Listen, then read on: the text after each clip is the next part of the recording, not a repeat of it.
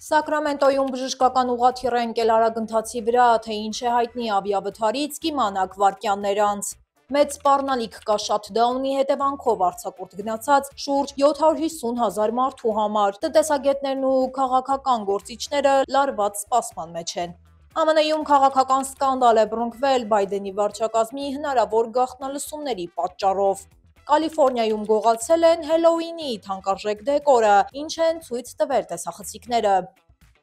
Այս թողարկման ընթացքում կխոսենք նաև Նոբելյան մրցանակների շաբաթվա գլխավոր ինտրիգի մասին, արդյոք Թրամփը, ով տարիներ շարունակ հայտարարում է իր խաղաղարար դերի մասին, վերջապես կդառնա Նոբելյան մրցանակակիր, թե ոչ, եւ արդյոք նրա անունը հայտնվել է թեկնածուների ցուցակում։ Բացի այդ, պատմելու եմ Միացյալ Նահանգների ավտովթարների հիմնական պատճառների եւ թվերի մասին, այնպես որ լայքեք այս տեսանյութը, մնացեք մեզ հետ մինչեւ վերջ։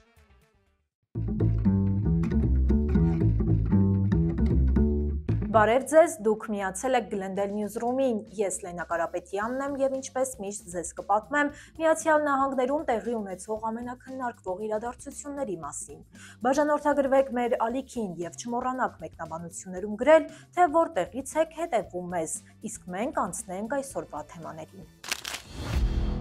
Կալիֆորնիայի Սակրամենտոյի մայրուղու վրա բժշկական ուղղաթիռ է կործանվել, կան 3 ծանր վիրավորներ։ Սակրամենտոյի հրշեջ-ծառայությունը հայտնել է, որ ուղղաթիռի մեջ եղել են 3 անձ՝ օդաչուն, բուժքույրը եւ շտապօգնության բժիշկը։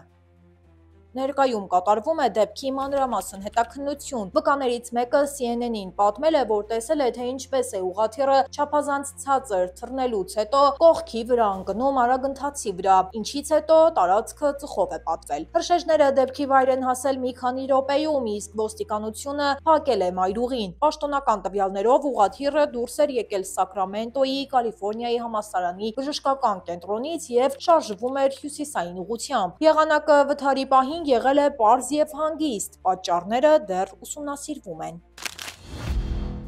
Թեքսասի ազգային գվարդիայի ստորաբաժանումներից մեկը ժամանել է Իլինոյս։ Զորքերը Թեքսասից շարժվել են երկուշաբթի կեսօրին, հենց այն պահին, երբ Իլինոյսի եւ Չիկագոյի իշխանությունները մամուլի ասուլիսով զորքերը չեղարկելու կոչ էին անում։ Իլինոյսի նահանգապետը խիստ քննադատել է զորքերի ուղարկումը, անվանելով այն վարչական ավտորիտար քայլարշավ եւ նշել, որ Իլինոյսը կկիրառի բոլոր անհրաժեշտ միջոցները, պաշտպանելու քաղաքային եւ նահանգային ինքնիշխանությունը։ Թրամփը հայտարարել է, որ պատրաստ է կիրառել 1807 թվականի օրենքը, եթե քաղաքային անկարգության դեպքում դատարանները կամ նահանգային իշխանությունները խոչընդոտեն ազգային գվարդիայի զորքերի տեղակայումը։ Թրամփն ասել է, մեջբերեմ, նայեք Պորտլենդին, տարիներ շարունակ քաղաքը բառացիորեն կրակով լցված դժոխք է դարձել, իսկ դատավորը փորձում է ձևացնել, թե ոչինչ չի կատարվում, մեջբերման ավարտը։ Այս հայտարարությունը հնչել է այն բանից հետո, երբ դաշնային դատավոր Կարին Իմեգրուտը արգելել էր նախագահի Պորտլենդում ազգային գվարդիա ուղարկելու մասին հրամանը։ Թրամփը նշել է, որ ներկայումս չի դիտարկում ակտի անմիջական կիրառում, սակայն անհրաժեշտության դեպքում կանի դա։ 1807 թվականի օրենքը նախագահին թույլ է տալիս ներպետական մակարդակով օգտագործել զինված ուժերը պետական կարգի եւ անվտանգության վերականգնման նպատակով։ Վերջին անգամ այն կիրառվել է 1992 թվականին նախագահ Ջորջ Բուշ ավագի կողմից Լոս Անջելեսի զանգվածային անկարգությունների ժամանակ։ Դոնալդ Թրամփի վարչակազմը հայտարարել է, որ կառավարության շաթդաունի ընթացքում դաշնային ծառայողները չեն ստանա երաշխավորված վարձատրությունը, նույնիսկ այն ժամանակ, երբ կառավարության աշխատանքը վերականգնվի։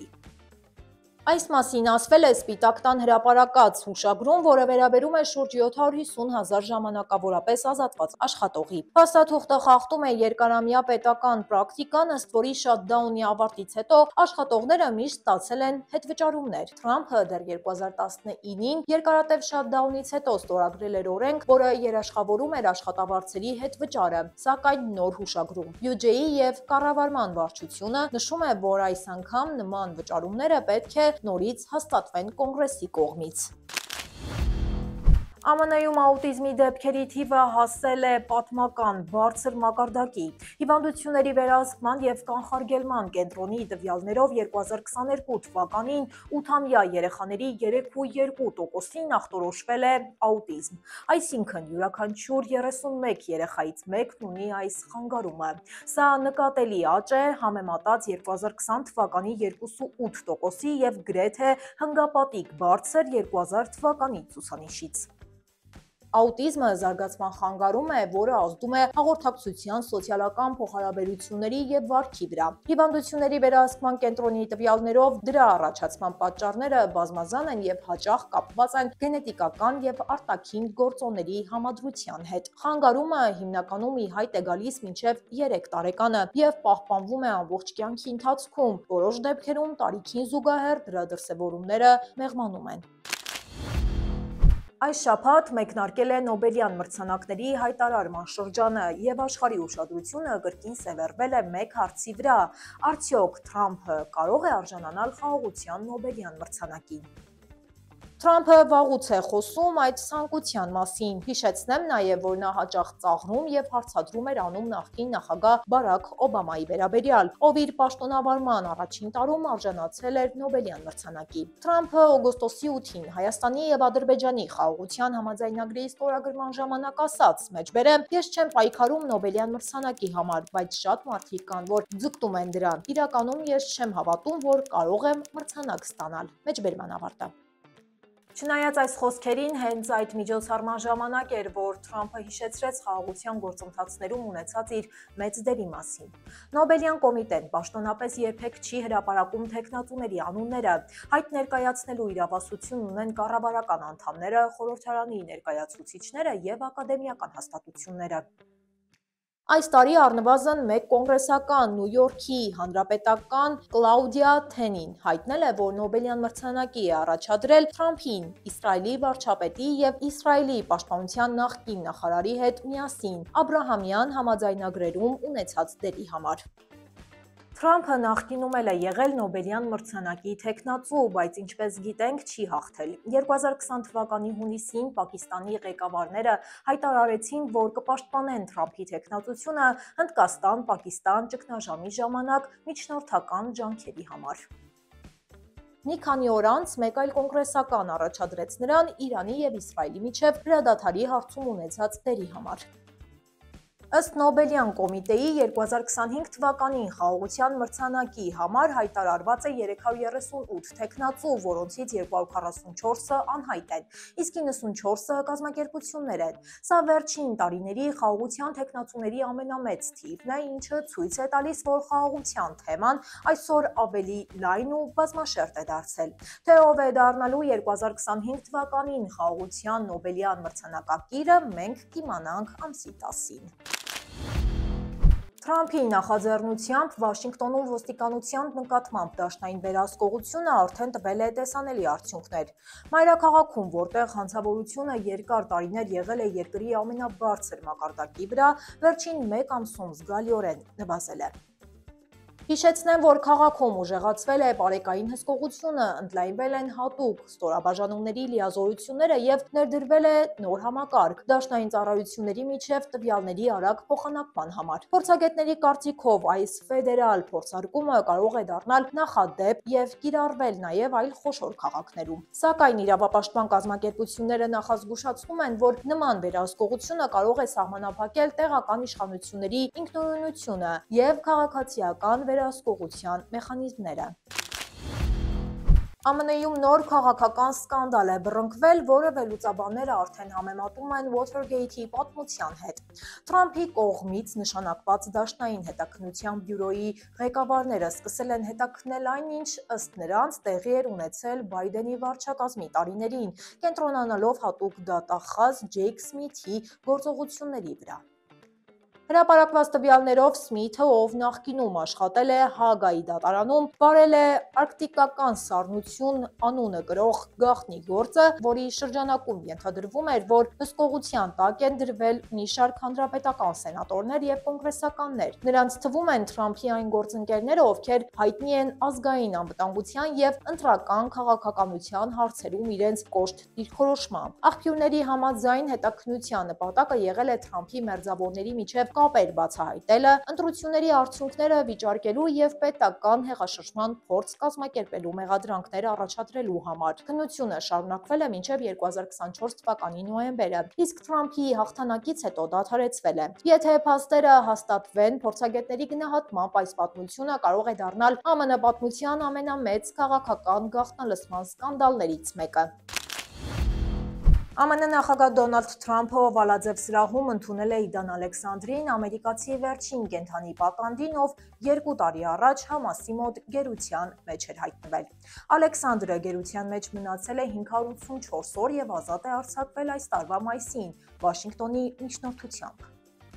Համասի Իսրայելի վրա հարձակման երկրորդ տարելիցի օրը Թրամփը կրկին ընդգծել է, որ իր վարչակազմը կվերադարձնի բոլոր պատանդներին տուն։ Միաժամանակ հայտնի է դարձել, որ Եգիպտոսում Իսրայելի եւ Համասի միջև նախատեսվող բանակցություններին կմիանա Թրամփի հատուկ բանագնացը եւ նախագահի խորհրդականը, ով Թրամփի փեսան է հանդիսանում։ Թրամփը, ով ավելի վաղ ներկայացրել էր Գազայի հարցի կարգավորման իր ծրագիրը, հայտարարել է լրագրողներին, որ այժմ կոնկրետ եւ շատ լավ հնարավորություններ կան խաղաղ համաձայնության հասնելու համար։ Սիրելի հետևորդներ, մինչև թողարկման մյուս կարևոր նորությունների մասին խոսելը, եկեք տեսնենք, թե ինչ է հրապարակված մեր Facebook-յան էջում։ ԱՄՆ Սենատի նոր զեկույցը զգուշացնում է, որ արհեստական բանականության եւ ավտոմատացման արագ տարածման հետևանքով առաջիկա տասնամյակում երկրում կարող է անհետանալ մինչև 100 միլիոն աշխատատեղ։ Ըստ սենատոր Բերնի Սանդերսի, եթե կառավարությունը աշխատողներին վերապատրաստման եւ սոցիալական երաշխիքների միջոցով չպաշտպանի, երկիրը կարող է բախվել պատմության ամենախորը տեխնոլոգիական գործազրկությանը։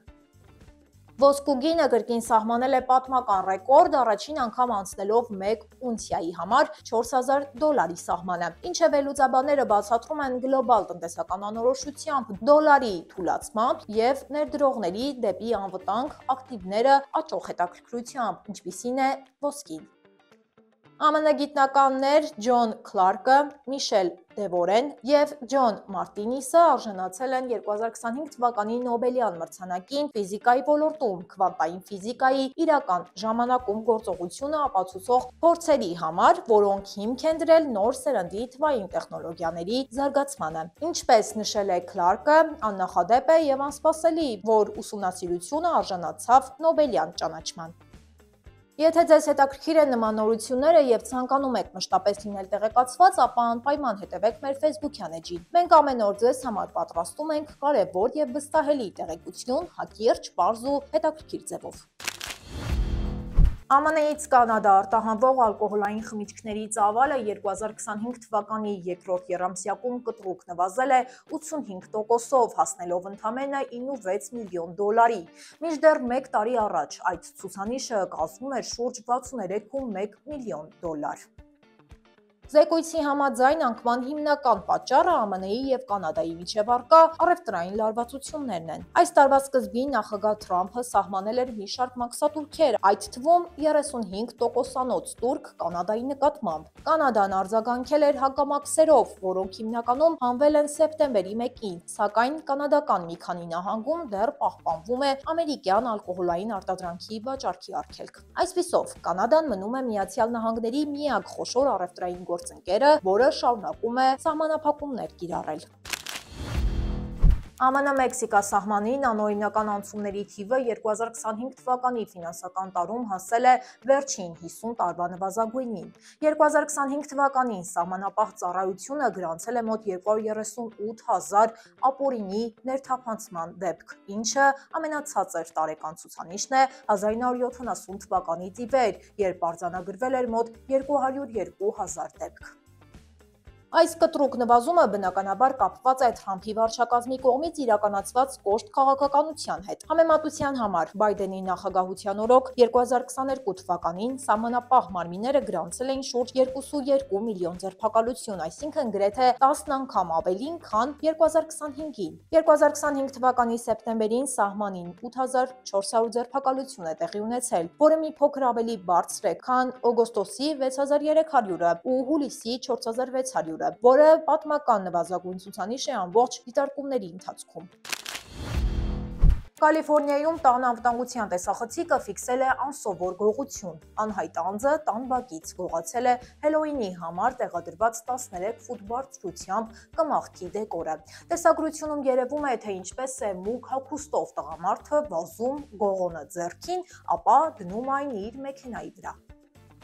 Սքելինգթոնի տերերը Ռոդրիգեսների ընտանիքը այդ դեկորը մի քանի տարի սիրով օգտագործում են իրենց տունը զարդարելու համար եւ խնդրում են վերադարձնել այն։ Նման կերպարներով դեկորները բավական թանկ արժեն մոտ $400, իսկ գողացվածի նման յուրահատուկ մոդելները վերավաճառվում են մոտ $1000-ով։ Բնակիչները հաղորդում են ներկայացրել ոստիկանություն եւ հույս ունեն, որ տեսանյութի շնորհիվ գողին կճանաչեն։ Նրանք նաեւ կոչ են արել տեղի բնակիչներին տեղեկություն ունենալու դեպքում կապվել ոստիկանության հետ։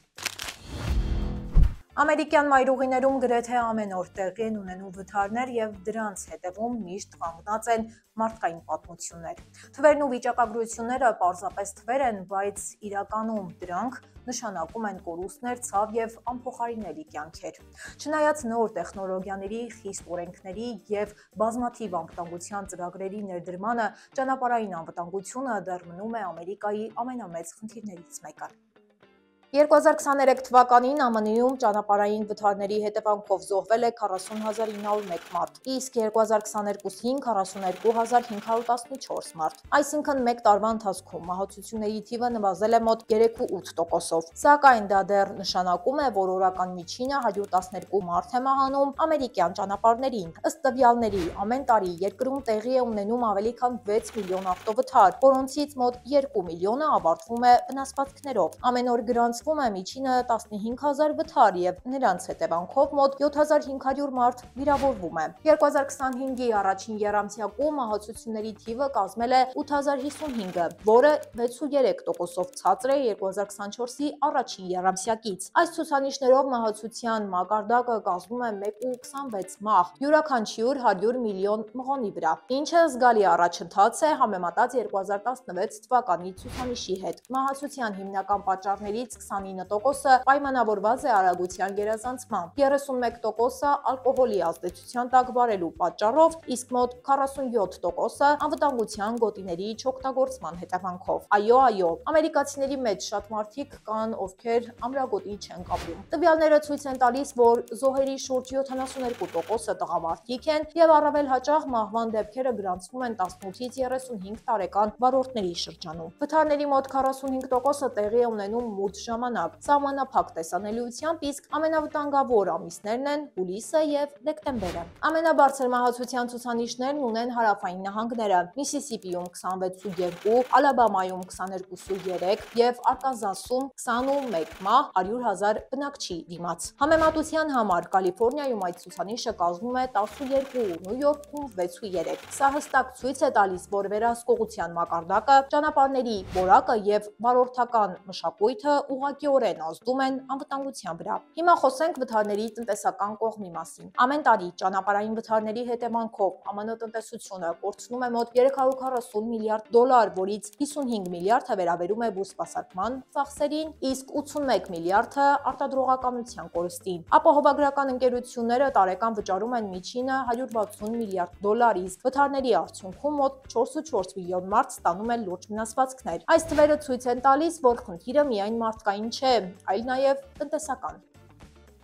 Վերջին տարիներին ԱՄՆ իշխանությունները փորձում են փոխել իրավիճակը, ներդնելով Vision Zero նախաձեռնությունը, որի նպատակն է մինչև 2030 թվականը նվազեցնել մահացությունը առնվազն 50%-ով։ Տեղադրվում են հազարավոր նոր արագաչափեր, խստացվում են ալկոհոլի եւ հեռախոսով օգտվելիս վարելու դեմ օրենքները, ներդրվում են ինքնավար մեքենաներ եւ արհեստական բանականությամբ աշխատող երթևեկությունը կառավարող համակարգեր։ Ցանկանում եմ հիշեցնել, որ մեզ աջակցելու համար հարկավոր է պարզապես լայքել այս տեսանյութը եւ մեկնաբանություններում գրեք ձեր կարծիքը մեր կատարած աշխատանքի վերաբերյալ։ Նաեւ չմոռանաք, որ ուրբաթ օրը կրկին ունենալու ենք հանդիպում ներգաղթի իրավաբանի հետ, այնպես որ բաց չթողնեք մեր գալիք հաղորդումները։ Այսօրվա համար այսքանը, կհանդիպենք վաղը 5:30-ին։ Շնորհակալություն։